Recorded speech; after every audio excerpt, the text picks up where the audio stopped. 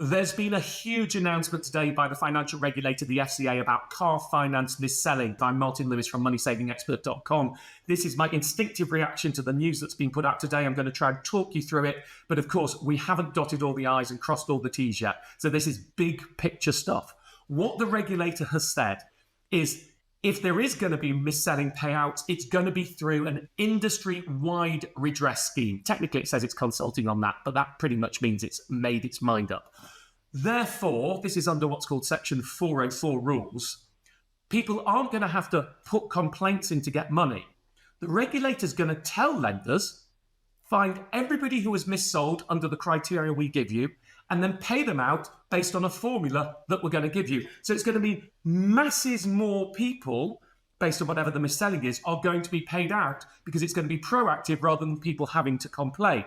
Now, what's very important on this is anyone who is thinking of doing this via a claims firm who are going to take 25% of what you get, just don't do it. Because it's very likely if a payout is going to come, you're going to get that money automatically. You can still use a free form like the ones on my website because there's no impact on you doing that if you want to put a mark in the sand. I'll talk more about that later. But this is absolutely huge news. Of course, what we don't know yet is what the criteria for mis-selling is. Now, it's important to understand there are two very different cases of car finance mis-selling. The first one that came about, and the one I've mostly talked about, and if you've used the free tool on my website, MoneySavingExpert.com, to complain, you're one of those 2 million people who've put complaints in, this is likely you, is Discretionary Commission Arrangements, DCA complaints. Now, what that is if you bought from a car dealer or a broker on PCP or hire purchase deals between 2007 and 2021, then often those dealers would pump up the interest rate you were being charged without telling you in order to gain more commission. And lenders were allowing them to do that. And the regulator is saying, well, we think that breaches our regulations. Lenders shouldn't have allowed that. This is all about the lenders you get your money back from, not the dealers, by the way. So that's the first type, and that affects 40% of car finance arrangements. The second type came about not from the regulator, but by a claims firm taking a case that was then ruled in the Court of Appeal last year and was a massive shock. No one was expecting it, including the regulator, including me.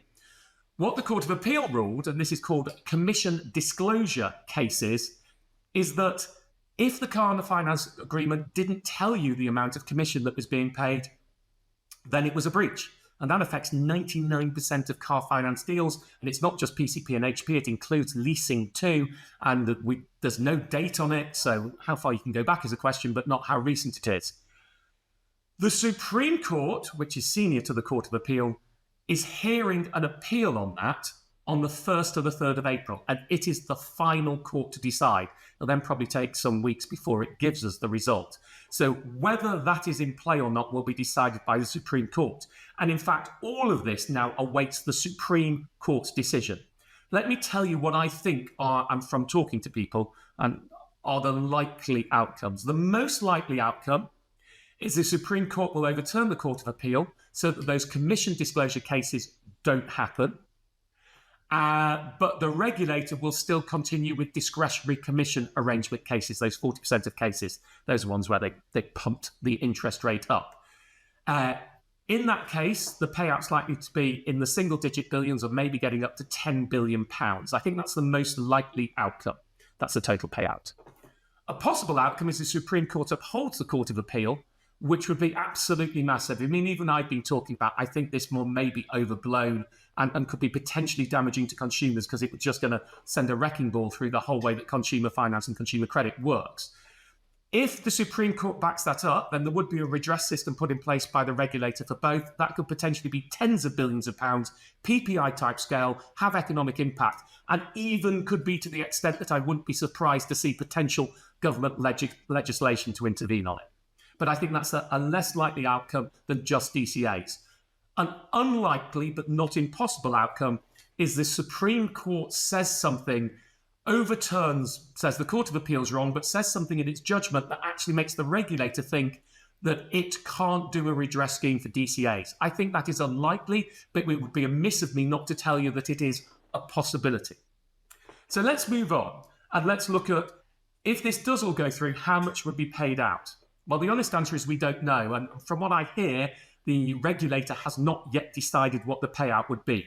For discretionary commission arrangements, I think it probably boils down to somewhere between two things. The first one would be, if they pump the interest rate up from the minimum, you would get all the difference between the minimum and what they pumped it up to back. And the typical payout for that is going to be around £1,100.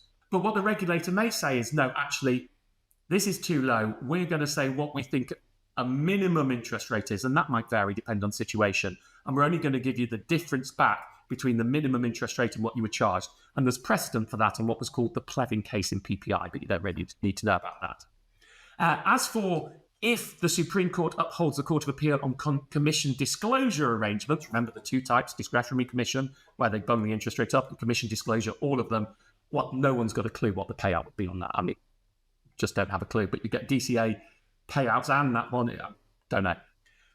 Is it worth complaining now? On the whole, no, because we think it's going to be mass redress, but I mean, it might be worth putting a line in the sand if it doesn't cost you and you want to put a complaint in. We've got free tools on Money Saving Expert for discretionary commission arrangements. We have them for commission disclosure too, although I'm not as encouraging that people do that particular one, just so the company knows who you are. There are going to be issues. Lots of people are already asking me, what if I've moved house? What if they don't have my address?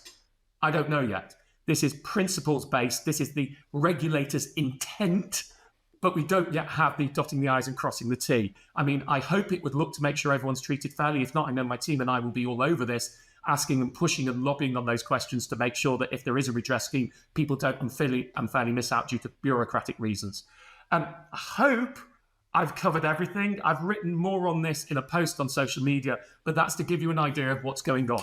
Look, my possible outcomes, it's still some guesswork based on what I'm hearing at the moment. No one knows what the Supreme Court is going to rule. But the concept that if mis-selling is agreed upon, you won't have to complain. You're just going to get a payout. This could be huge. Watch this space. Things change in this area.